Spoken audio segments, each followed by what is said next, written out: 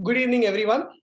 So we'll be starting our surgery recall session, and as already been told by the educators of the previous subjects, this is more of a session where we want you to be prepared for your university exams, and by means of a question answer type of formation, we want to ask you the question so that you can recall all the topics that are there for your surgery exams. We'll begin with anal fissure.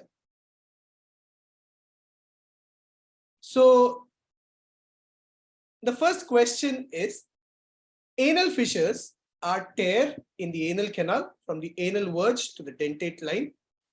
They are elliptical and oval in shape. They are midline, posterior and anterior. Ischemia can occur at the site of tear, and the most common location is lateral wall of the anal canal. So again, anal fissures are tears in the anal canal from the anal verge to the dentate line. Elliptical and oval in shape, midline, posterior, anterior. Ischemia can occur at the site of tear, and the most common location is the lateral walls of the anal canal. So among all of these, the only option that is not right is the option E. And for that, first we need to know the anatomy of the anal canal. So the anal canal, you can see, has different parts. So we'll start with the distalmost part of the anal canal, and that is known as the anal verge, the distalmost aspect of the anal canal. The proximal most aspect of anal canal is the anorectal ring. So the junction, the puborectalis muscle, goes around the rectum, forms a sling-like structure, and then attaches to the pubic bone, and thereby it forms a sling and an angle where the rectum is pulled upwards, and the distal part of that is known as the part at which the distal part is known as the anal canal, and the part at which this occurs is known as the anorectal ring. So for surgery, whenever we talk about surgical anal canal, the anal canal extends from the anorectal ring up to the anal verge. There's another aspect called as anatomical anal canal, and we'll come to that. So now, when this anal canal extends from the anorectal ring up to the anal verge, it is divided into three parts: the upper part, the middle part, and the lower part. The upper part extends from the anorectal ring up to the dentate line. The middle part extends from the dentate line up to the white line of Hilton, and the lower part extends from the white line of Hilton up to the anal verge. So the upper part is lined by columnar epithelium, middle part is lined by squamous epithelium, and the lower part is lined by anoderm or the skin. So the anal fissures usually occur in this region and they extend upwards. Now, among the options we spoke was the most common location of the anal fissures are the anterior and posterior. In other words, the 6 o'clock and 12 o'clock position, which are usually seen.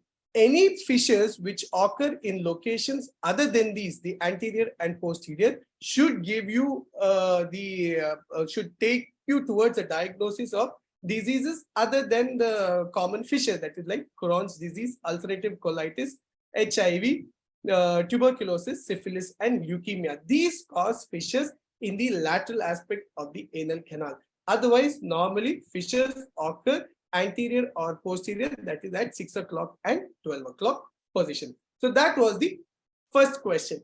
Next, coming to the second question. Now, fissures are divided into two types, that is acute anal fissure and chronic anal fissures.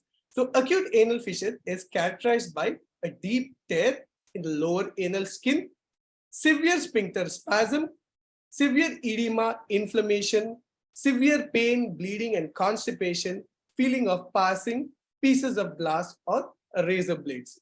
So if anybody is there here who wants to give it a go for acute anal fissure.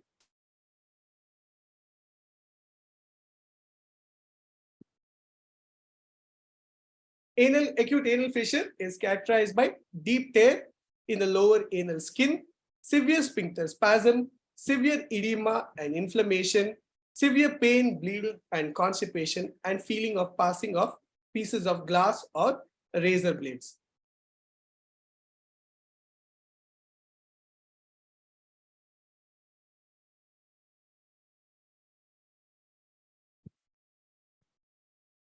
So if nobody wants to give it a go, the answer is severe edema and inflammation. This is more a feature of chronic fissure. So again, coming back to what is a fissure, fissure is a fissure in ano, extends from the anal verge upwards. And when it is an acute fissure, which has occurred 2 to 3 days in duration, then it causes severe pain. There'll be bleeding. Patient says that whenever he or she sits to pass stools, there is severe pain, like passing of shards of glass, pieces of glass or blades, and there can be bleeding as well. On the other hand, when we come to chronic anal fissure, is it the different aspects of chronic anal fissure can be, it is seen more than 6 to 8 weeks, inflamed indurated margin with scar tissue. Ulcer is usually seen at the inferior margin, having a skin tag and edematous, proximally hypertrophied anal papilla, repeated infection, fibrosis, abscess formation, fistula formation present, and severe pain is present. Now remember, in acute anal fissure as well as chronic anal fissure, there is pain, but the pain is more severe in case of acute fissure. Chronic fissure, there is pain, but not as much as acute. So all the options are right, except severe pain being present in chronic fissure. So this is unlike an acute fissure, which look like a linear cut that is seen in the anal canal. Chronic fissure has this appearance. So this is the fissure. At the distal aspect of the fissure, there is a skin tag, also known as sentinel pile. This is more like the skin tag is there to protect the anal fissure so that there is no pain. And proximal to the fissure, there is a hypertrophied anal papilla. So in a chronic fissure, this is how it looks with the proximal hypertrophied anal papilla and distal skin tag. Next, coming to general management of anal fissures, which of these are included in it? So relaxation and dilatation of internal anal sphincter, adequate fluid intake, fiber-rich diet, stool softeners, local anesthetic agents, sitz bath, oral nitrates, and calcium channel blockers. So among the treatment for anal fissure, so all of these are right. All of these can be used, including the oral calcium channel blockers. So adequate fluid intake, so that the stools are not hard. Again, fiber-rich diet for the same reason. Stool softeners, local anesthetic agent like lignocaine jelly to relieve the pain. Sitz bath, what is shown in this picture. The patient is asked to sit in water, in a bowl containing water, lukewarm water, neither hot, neither cold, so that the part where the fissure is there, the anal canal, comes in contact with the water. This helps to relieve the edema. It also relaxes the sphincter and thereby reduces the pain. Also, topical application of nitrates and calcium channel blockers can be used in the treatment of fissure. How does this help in the treatment? The internal anal sphincter gets relaxed. There is vasodilatation. Because of vasodilatation, there is improved blood supply to the anal mucosa, which in turn helps in the healing of fissure. Remember, fissure in the first part, what the pathophysiology of a fissure is, there can be spasm. So there is some kind of trauma, passage of hard stools, following which there's a tear in the anal mucosa. The moment there is a tear, there is contraction of the anal sphincter. Where the moment there is contraction of the anal sphincter, there is decreased blood supply towards the fissure, which in turn leads to ischemia and further worsens the condition. So nitrates and calcium channel blockers in turn try to reverse this. The last question in that of anal fissure is regarding its treatment. So surgical management of anal fissure includes lateral internal sphincterotomy, lift technique, waft procedure, seat-on technique. Anyone wants to give a go for this question at least? Surgical management of anal fissure includes lateral internal sphincterotomy, lift technique, waft procedure, and seton technique. So the right answer here will be lateral internal sphincterotomy. Lift, waft, and seton techniques are all procedures done for fistula in ano. Lift is ligation of intersphincteric fistula tract. Waft is video-assisted anal fistula tract ligation, and seton is where thread or suture material is used like a seton in case of high anal fistula. Lateral internal sphincterotomy is the treatment of choice. Now, like we discussed, there are two types of fissures: acute anal fissure and chronic anal fissure. Acute anal fissure, the treatment is slightly different from that of chronic anal fissure. In acute anal fissure, the treatment of choice is what is known as Lodge dilatation, though these days the tendency to do this surgery is lesser and lesser. So we know that the sphincter is contracted. We want to relax the sphincter to, one, increase the blood supply towards the fissure, and second one is reduce the pain. That contracted sphincter itself causes severe pain. So here Lodge dilatation is done. So under general anesthesia, patient is placed in lithotomy position and two fingers are placed into the anal canal, and the anal canal is dilated horizontally and vertically. Then two fingers of each hand are placed inside, and the anal canal is dilated transversely and vertically. Then three fingers are placed and dilated transversely and vertically. So this is known as Lodge dilatation. That is the treatment of choice, along if the patient does not, the symptoms of the patient does not relieve with medical management. In case of chronic fissure, no matter how much of medical treatment you do, the fissure may not heal because of the sentinel pile and the hypertrophied anal papilla.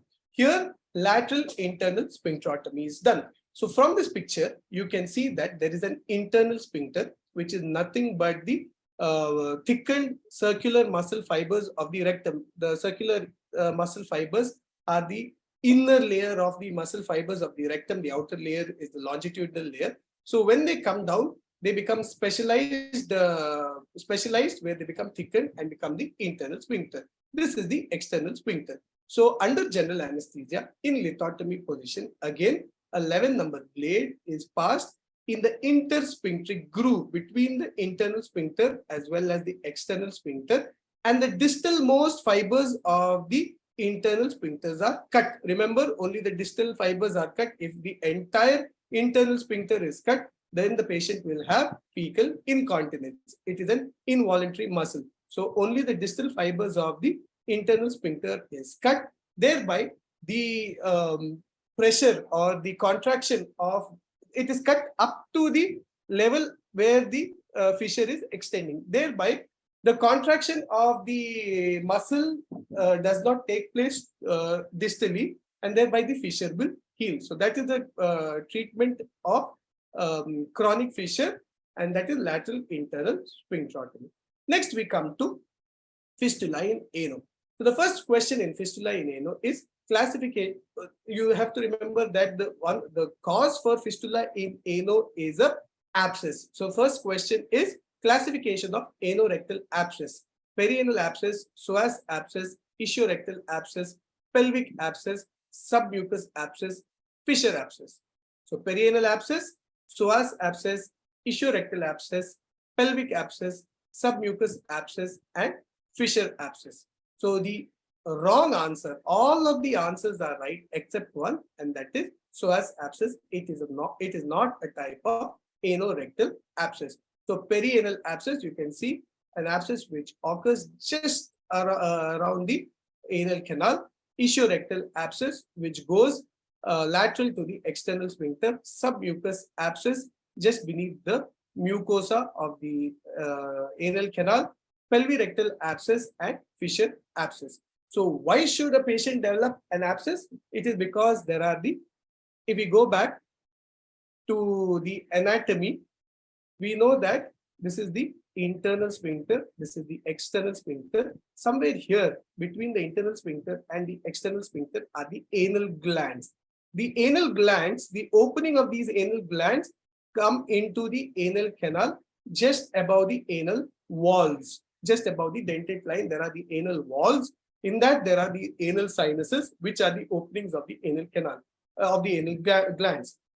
The anal glands secrete mucus, which lubricates the stools. So when there is some kind of obstruction to the anal ducts, the opening of the anal glands, that will lead to the collection of secretion within the anal glands, which in turn can lead to infection, leading to anorectal abscess. So obstruction of the anal glands leads to stasis.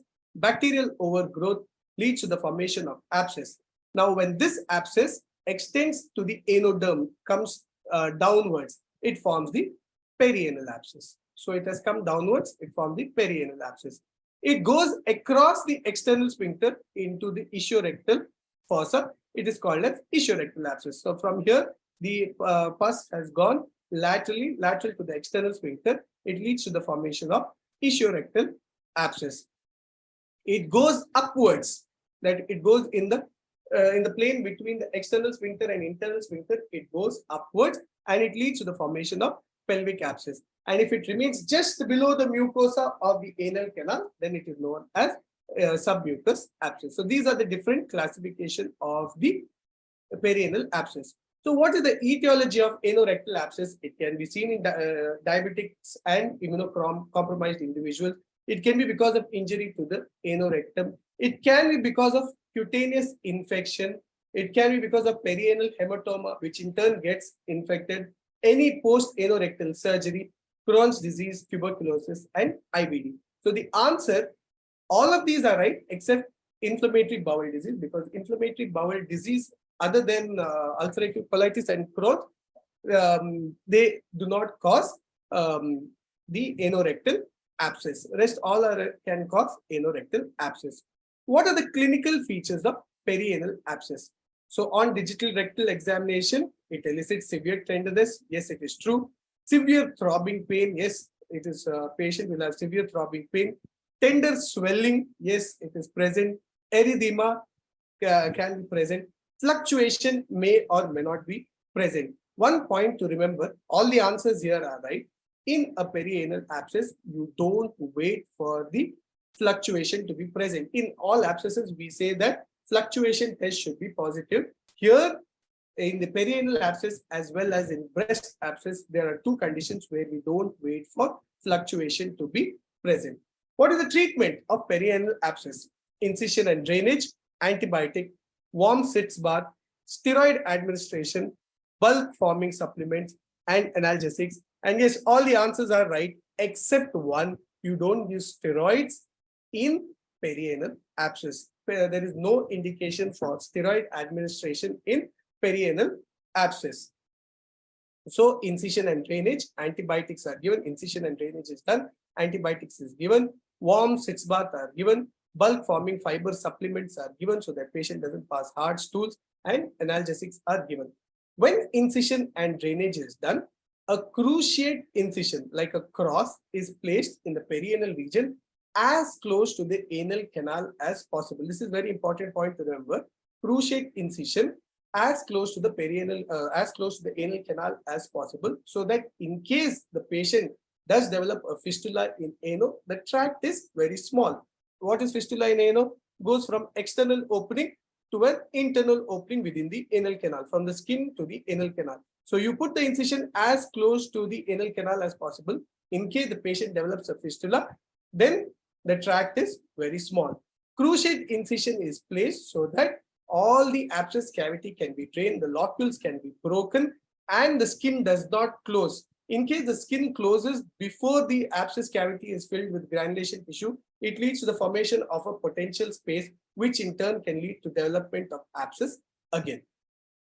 Next, coming to a very important rule that you should remember in case of fistula in ano, and that is the Good-Salz rule. So according to Good-Salz rule, fistulas with external opening anteriorly within 3 cm to the anus the internal opening is radial directly into the anal canal.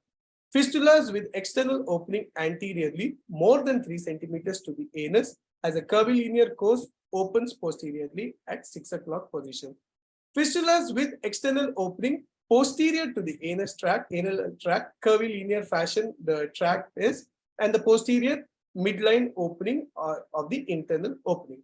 And fistulas with external opening anteriorly more than 3 centimeters to the anus, curvilinear course opens posteriorly at 3 o'clock position. A, B, C are right. D is absolutely wrong. Fistulas with external opening anteriorly more than 3 centimeters to the anus. It is a curvilinear course, opens posteriorly. 3 o'clock position is wrong. Why? So we will make it very simple. So you can see that this is the anal canal, the anal verge, the distalmost aspect of the anal canal. The dotted line is a 3 centimeter radius, 3 centimeters away from the anal verge. So this is the 3 centimeter border. This is the horizontal line drawn midway through the anal verge. Now, once you have done this much of preparation, Goodsall's rule becomes easy. This line, the part which is in front is the anterior, the part which is behind is posterior. So if the external opening of a fistula, now fistula has 2 openings, external opening in the skin, internal opening in the anal canal. If the external opening is within 3 centimeters, now this external opening is within 3 centimeters of the anal verge, then the tract will be radial, that is, it is straight, and the internal opening will also be radial in same line with the external opening. So within 3 centimeters, anterior to the horizontal line drawn to the anal verge, the tract will be radial and internal opening will be in same line as the external opening. Now, what if it is beyond 3 centimeters? You can see here, C is the external opening is anterior to the horizontal line drawn midway through the anal verge. The external opening is beyond 3 centimeters. That time, it is not going to be radial. It will have a curvilinear course and it will open posteriorly at 6 o'clock position. This is 6 o'clock, 12 o'clock, 3 o'clock, and 9 o'clock. So when the external opening is anterior to a horizontal line drawn through the anal verge, more than 3 centimeters away from the anal verge, the course of the tract will be curvilinear and the internal opening will lie at 6 o'clock position. What about the posterior opening? Any opening, external opening, which lies posterior to a horizontal line drawn midway through the anal verge will have a curvilinear course which will open at 6 o'clock position, irrespective of whether it is less than 3 centimeters or more than 3 centimeters. So this rule is good to know the approximate direction of the tract as well as where the internal opening is present. So important rule to remember, Goodsall's rule. Next, we move on to the third topic, that is hemorrhoids. Internal hemorrhoids are above the dentate line. They are covered by columnar epithelium. They are viscerally innervated, extremely painful and sensitive. From these 4 options, if you know basics of hemorrhoids, you know that the option D, that is extremely painful and sensitive, is wrong, because hemorrhoids are divided into 3 types. They are internal hemorrhoids, external hemorrhoids, and mixed hemorrhoids. First, coming to internal hemorrhoids, the middle one, they are seen above the dentate line. The other name for dentate line is pectinate line. They are seen above the dentate line. They are lined by columnar epithelium. Above the dentate line, we said that it is lined by columnar epithelium. Below the dentate line, it is lined by squamous epithelium. And below the white line of Hilton, it is lined by anoderm. So above the dentate line, it is lined by columnar epithelium. It is viscerally innervated and hence it is not sensitive to pain, touch, or temperature. That is why whenever we ligate a hemorrhoid, a pile mass, we try to do it above the dentate line so that the patient will not have pain. If you ligate it below the dentate line, then the patient will have severe pain. On the other hand, external hemorrhoids are seen below the dentate line. They are lined by squamous epithelium. So they have somatic pain fibers and then hence they are extremely painful and sensitive. Mixed hemorrhoids are which show features of both, that is both internal as well as external. Now this dentate line is an important line and you have to remember why. So above the dentate line, the blood supply to the rectum comes from the superior rectal artery, also known as superior hemorrhoidal artery. Both are the same, which are the branches of inferior mesenteric artery. Below the dentate line, it is supplied by inferior rectal artery, which is a branch of internal pudendal artery. So that is fine, 1 point. Above the dentate line, the venous drainage is into the inferior mesenteric vein. That is, above the dentate line, it goes into the superior hemorrhoidal vein. From there, it goes into the inferior mesenteric vein. From the inferior mesenteric vein, in turn, joins the splenic vein. The splenic vein then joins the superior mesenteric vein and becomes the portal vein which enters the liver. That is above the dentate line. Below the dentate line, it drains into the internal pudendal vein and then goes into the inferior vena cava. So above the dentate line, the venous drainage is into the portal system. Below the dentate line, it is into the systemic circulation. 2 points to remember in this. That is why malignancy above the dentate line of the colon spreads to the liver, and the malignancy below the dentate line goes into the systemic circulation and then goes into the lungs. So above dentate line more commonly spreads to liver, below dentate line more commonly spreads to the lung. Also in portal hypertension, because of this, normally the systemic circulation is stronger than portal circulation. In portal hypertension, the portal circulation becomes more stronger. So blood goes backwards from the portal vein into the splenic vein, from splenic vein into the inferior mesenteric vein. From inferior mesenteric vein, it goes into the superior hemorrhoidal veins. And from there, these veins become dilated because even the systemic circulation, internal pudendal vein circulation is high. So in turn, these veins become dilated. And that is a site of portosystemic anastomosis. That is in portal hypertension. Above the dentate line, the lymph spread is to the inferior mesenteric nodes and internal iliac nodes, and below the dentate line, it spreads to inguinal nodes. Above the dentate line, I already told you it has autonomic nervous system and is insensitive to pain, and below the dentate line, it is applied by pudendal nerve and it is sensitive to pain. What are the risk factors of hemorrhoids? Low fiber dietary intake, excessive straining, chronic constipation, prolonged sitting, pregnancy, young age, and patients on anticoagulant and antiplatelet therapy. So risk factors for development of hemorrhoids are A, B, C, D, E. So low fiber dietary intake, excessive straining, chronic constipation, prolonged sitting, pregnancy are all risk factors for developing hemorrhoids. Young age is not a risk factor for developing hemorrhoids, and patients on anticoagulant and antiplatelet therapy are not at risk for developing hemorrhoids, but there is more risk of bleeding from hemorrhoids in patients who are on anticoagulants and antiplatelet therapy. Next, moving on to clinical features of hemorrhoids. Painless, bright red bleeding, mucus discharge, prolapse, severe anal pain that exacerbates by sitting, defecation, discharging painful sinus formation. So first of all, painless, bright red bleeding. You have to remember, this is one of the features of hemorrhoids. Whenever we talk about hemorrhoids, we talk about veins descending, and veins, as you know, is dark red in color, not bright red in color. But bleeding in hemorrhoids is bright red in color. This is because it is not just venous bleeding. At those hemorrhoids, there are arteriovenous communications, superior rectal artery with the vein, inferior rectal artery with inferior hemorrhoidal veins. So there is an anastomosis between the arteries and veins, and hence there is bright red bleeding. Mucus discharge because the pile mass comes down and the mucosa is exposed to the exterior, and hence prolapse and mucus discharge is seen. Severe anal pain that exacerbates by sitting or defecation is seen only in grade 4 hemorrhoids. It is not seen in grade 1, grade 2, or grade 3 for that matter, because in grade 3, we'll come to what is grade 1, grade 2, and grade 3.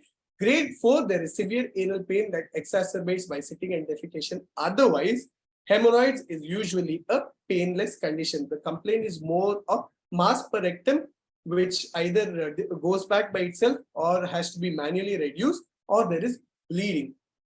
Pain is present only when it is grade 4 or prolapsed hemorrhoids. Discharging painful sinus is not seen. So next, coming to degrees of hemorrhoids. So the image shown here is which degree of hemorrhoids: first degree, second degree, third degree, or fourth degree.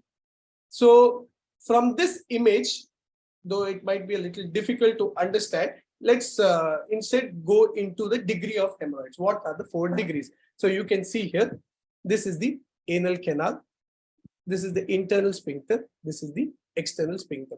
In first degree hemorrhoids, there is no prolapse, just prominent blood vessels. So when you do a proctoscopy, you might see prominent blood vessels within the anal canal or some bleeding spots within the anal canal. There is no mass coming down. In second degree hemorrhoids, there is prolapse of the hemorrhoidal mass. You can see that there is prolapse of the hemorrhoidal mass. Patient says that I can feel a mass while passing stool, but it reduces spontaneously. It goes back by itself. Third degree hemorrhoids is prolapse on straining. And here the patient says that the mass does not go back by itself, but he has to manually, digitally with the finger, push the hemorrhoidal mass back, but it goes back while pushing. Grade 4 is the mass which does not reduce even on pushing back, that is prolapsed hemorrhoid. So this is a 4th degree hemorrhoid. It has come completely down. It won't go down. If the patient says that this mass I can push upwards, it disappears on pushing, then it becomes a 3rd degree. If the patient says that this mass remains outside itself, then it is a 4th degree hemorrhoids. Next, moving on to management of hemorrhoids.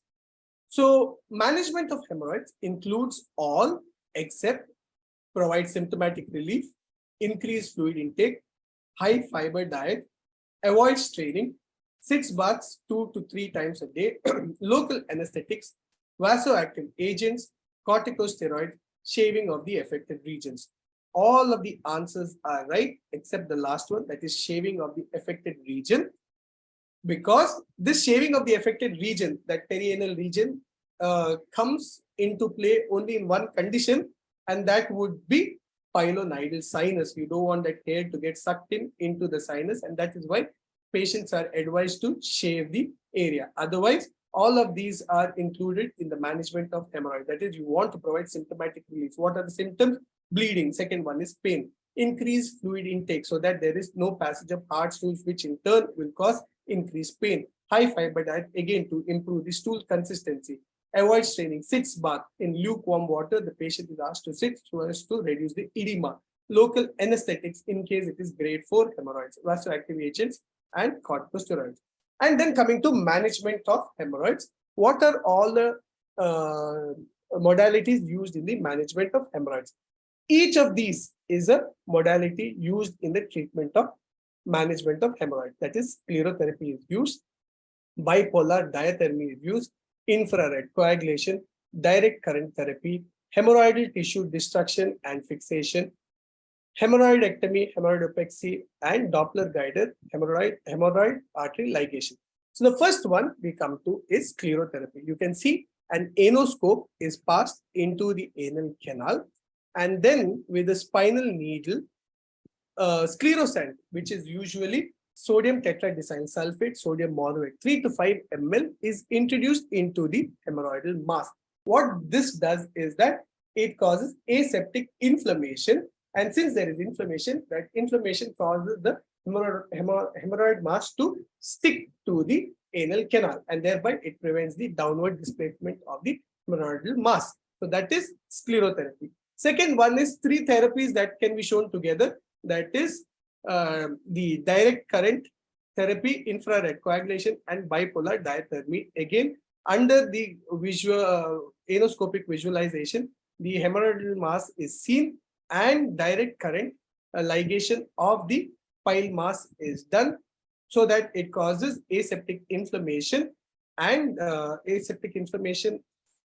then fixing of the hemorrhoidal mass to the anterior to the rectal wall. Next comes is the rubber band ligation.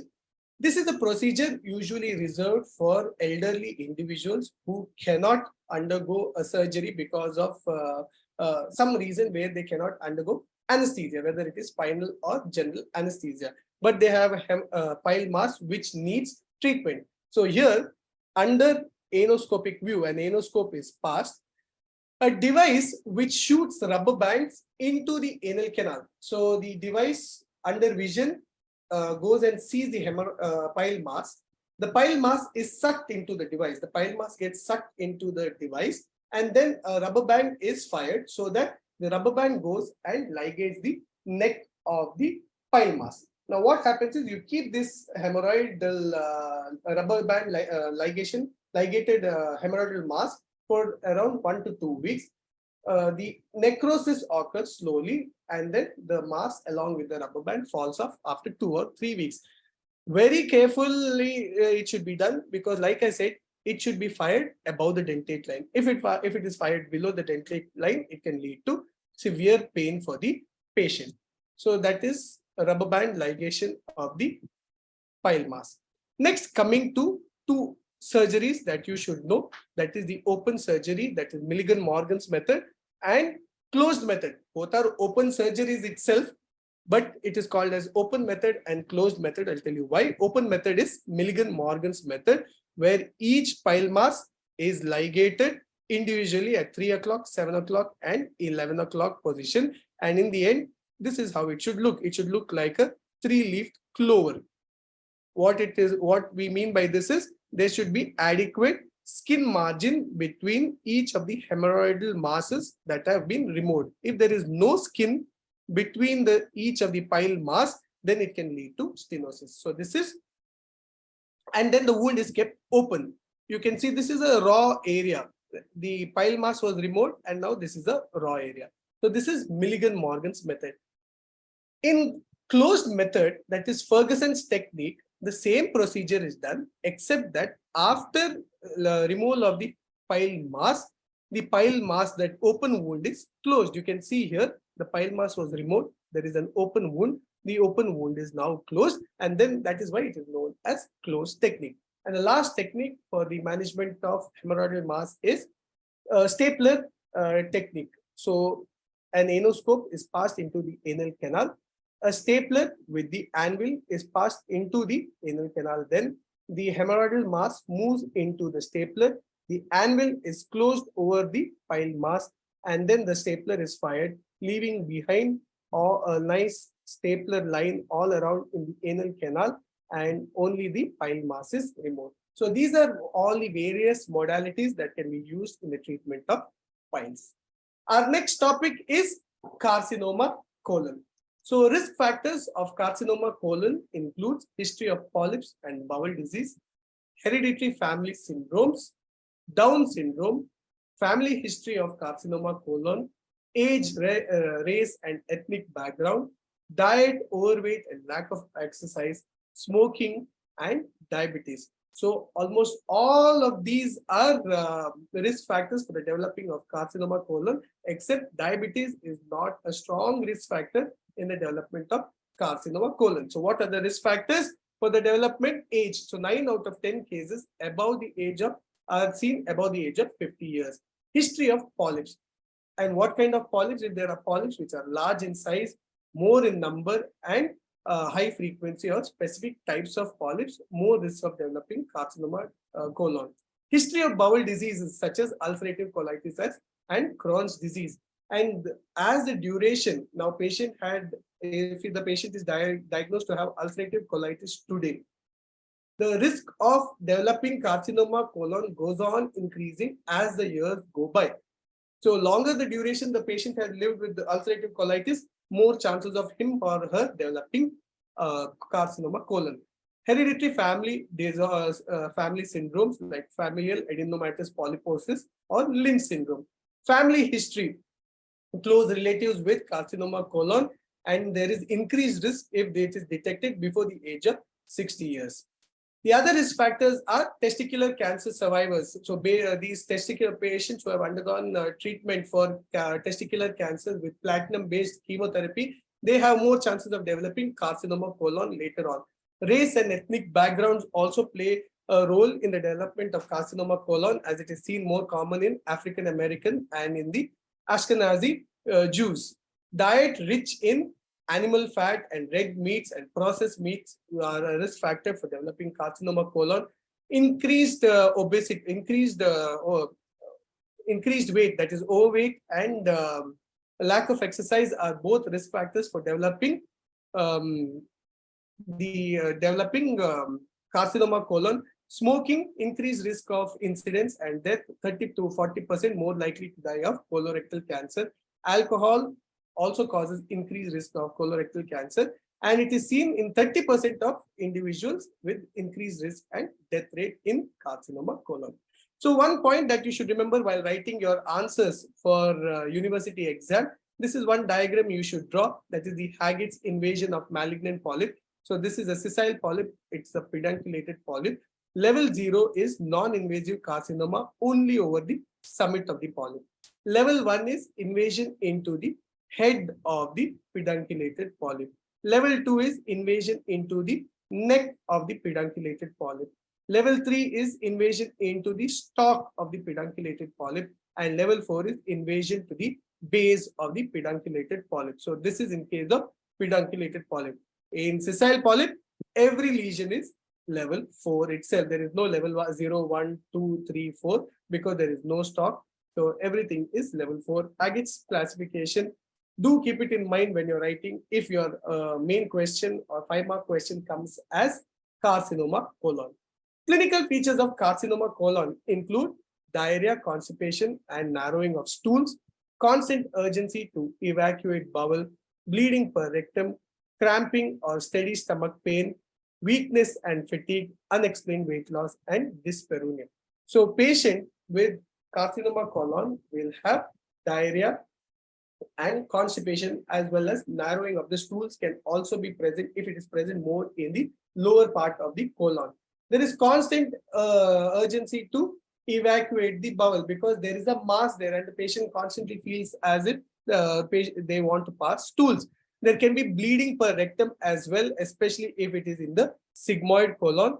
There can be crampy or steady stomach pain because the patient is not able to pass stools. There can be weakness and fatigue and unexplained weight loss. What are the investigations of carcinoma colon? Fecal occult blood. So we said that the patient may have bleeding. This bleeding may be either due to red blood, fresh blood that is there, or if it is up in the upper part of the colon, it can present as blackish colored stools. So fecal occult blood to detect blood otherwise not detected. CEA, any carcinoma colon, whenever you are suspecting carcinoma colon, carcinoembryonic antigen has to be done. It's a tumor marker.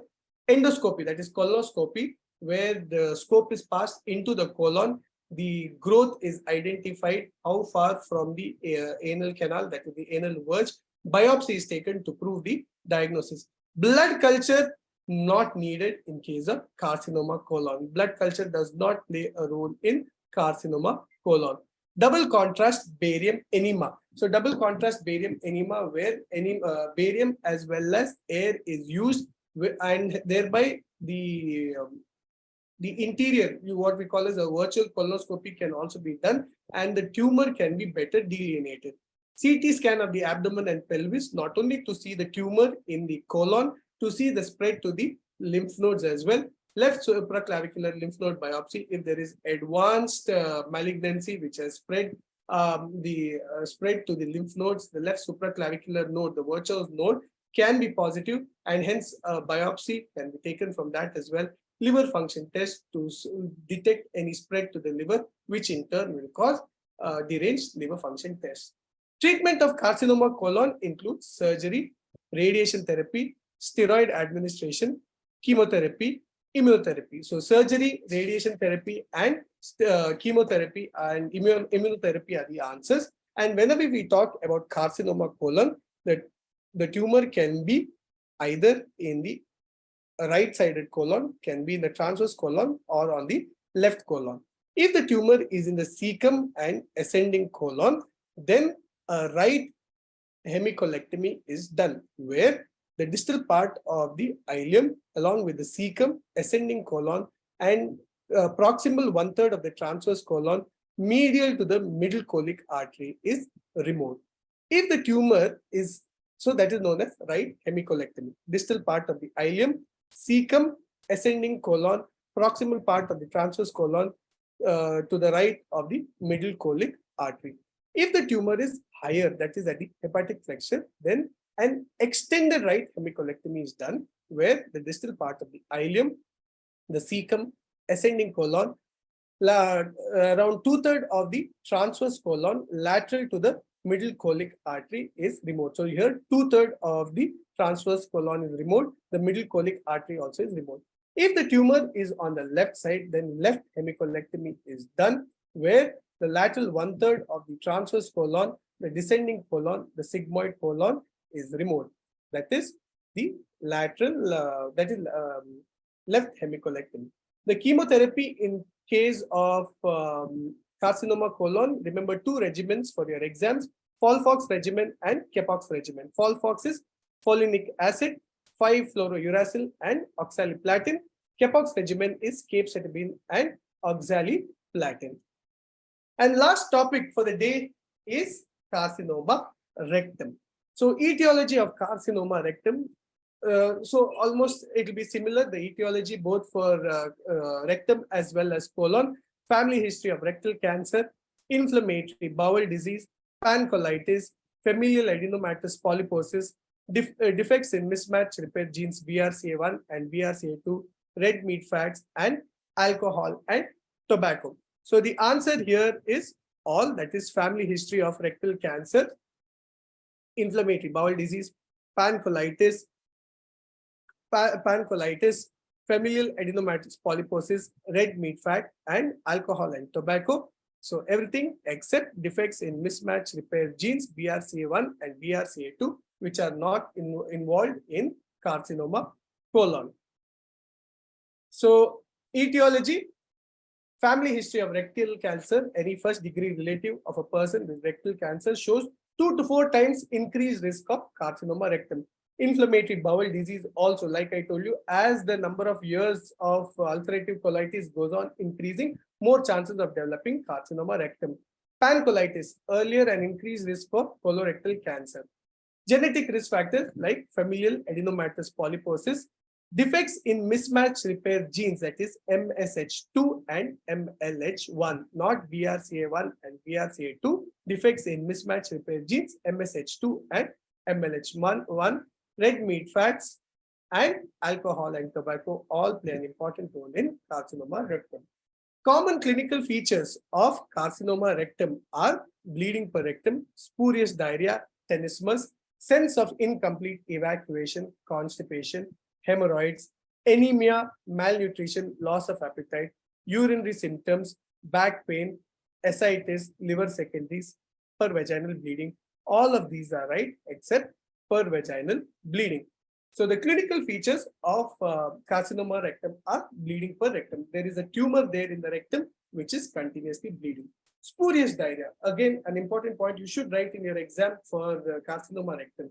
Patient with a tumor in the rectum sleeps overnight and there is secretion of mucus and watery stools there above the tumor. In the morning, when the patient passes stools, sits to pass stools, he does not pass stools, but he passes blood mixed with mucus, like a sudden jet, and that's why it is known as spurious diarrhea. Tenesmus, patient sits to pass stools, there is a tumor there, and there is severe pain when patient is passing stools, and that is known as tenesmus. Patient, the colon is trying to push the tumor away, not able, obviously it won't be able to push because it thinks it is stools, and that is why patient will have tenesmus. Sense of incomplete evacuation and constipation. Again, that mass makes the colon feel as if there is fecal matter there. So there is a sense of incomplete evacuation and constipation.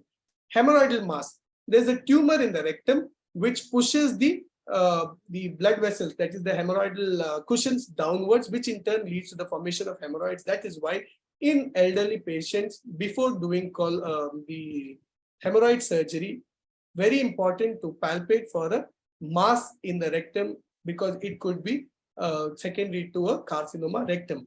anemia, malnutrition, loss of appetite, and loss of weight, again due to loss of blood. Urinary symptoms, if there is infiltration into the bladder and prostate, patient will have urinary symptoms. Patient may complain of backache if there is the tumor invades into the sacral plexus, and ascites and liver secondaries. So those were about the symptom, the clinical features of carcinoma rectum. How do you evaluate carcinoma rectum? Rigid proctoscopy, flexible sigmoidoscopy, colonoscopy, CT and MRI, chest X-ray, CT scan, endoluminal ultrasound, alpha-fetoprotein, serum carcinoembryonic antigen. So all of these you can use.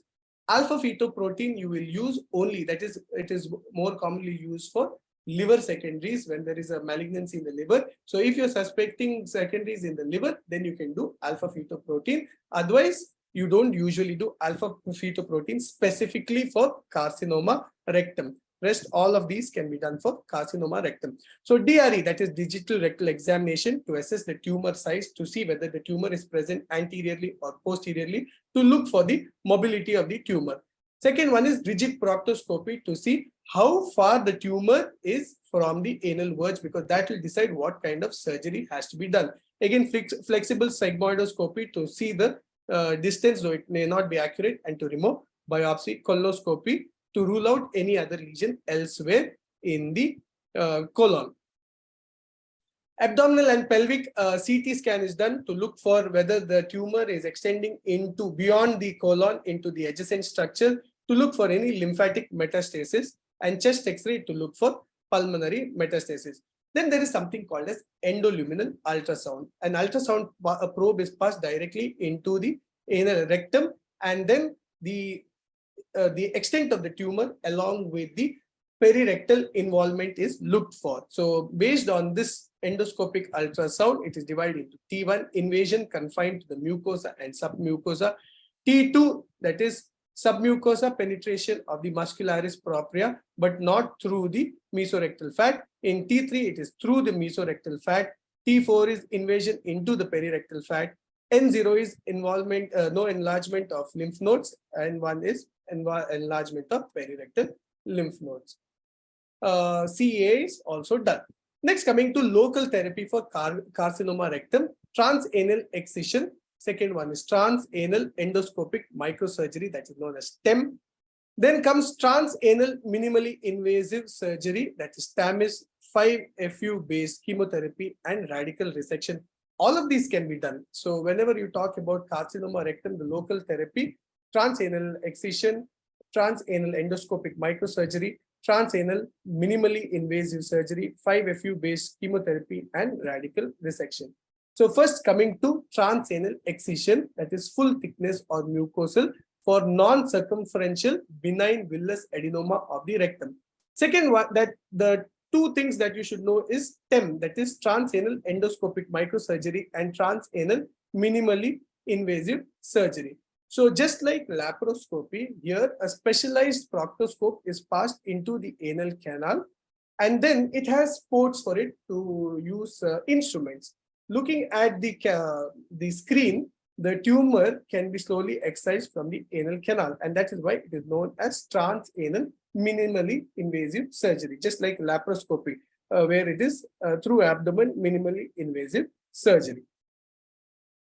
Then comes abdominoperineal resection, wherein the surgery is done in from two sides. One is the abdominal side and the other is perianal side. So abdominally, an incision is placed in the lower abdomen from below the umbilicus up to the pubic symphysis. The tumor is identified in the rectum. The entire lower rectum is mobilized up to the floor, the pelvic floor. Then the surgeon comes to the side of the perianal region. An incision is put around the perianal region, which is deepened such that this dissection, perianal dissection, meets the dissection that you did from the abdomen. Now that it is continuous, whatever you dissected from above is now connected to the dissection from below. So the entire specimen, that is the anal canal, rectum, the tumor is resected, leaving behind the part of the colon which is free from the tumor. Now, obviously, that part of the colon, the descending colon, cannot be brought out through the anal canal, and the patient can't pass stools there. So the patient will have a permanent end colostomy. The descending colon will be brought out to the anterior abdominal wall, and the patient will be passing stools from there. So this is known as abdominoperineal resection. First, an incision is made in the abdomen. The tumor along the rectum along with the tumor is mobilized from the abdomen up to the pelvic floor. Then from the perineum, an incision is placed over the around the perianal region. The dissection is the two dissections are joined together. The rectum along with the tumor is removed. The descending colon is brought out as a permanent stoma. If the tumor is lower down and not involving the sphincters, then a surgery known as anterior resection is done. If the tumor is involving the sphincters, then nothing can be done. You have to do an abdominoperineal resection. If the sphincters are not involved, then you can make the patient pass stools normally. How is that? You do an abdominal incision, mobilize the rectum along with the tumor, excise the part of the rectum which is involved by the tumor with adequate proximal margin as well as distal margin. Then through the anal canal, a circular stapler is passed so that the descending colon or the sigmoid colon is attached to the distal rectum, and thereby you can join the two parts of the colon together, and the patient will be able to pass stools normally. These are the different pouches that can be used to mimic a rectum, so that the patient will